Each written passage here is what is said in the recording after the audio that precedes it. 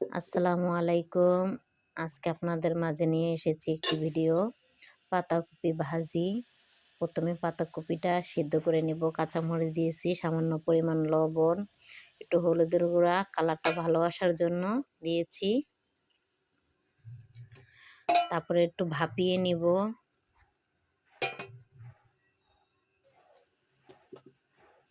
একটু ভাপিয়ে নিলে ভালো হয়, পাতাকপিটা পানিটা বের হয়ে যায়। এখন ভাপানো হয়ে গেছে, বাগার দিব। একটু পেঁয়াজ দিয়ে দিলাম।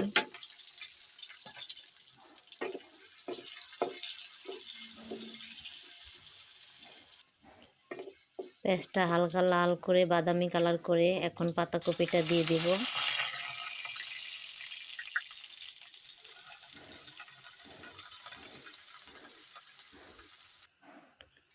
পাতাকপিটা এভাবে আমি ভেজে নিলাম ভালোভাবে। দেখুন কালারটা খুব সুন্দর এসেছে। তো আজকে এই পর্যন্তই। তো ভালো থাকবেন। আল্লাহ হাফেজ।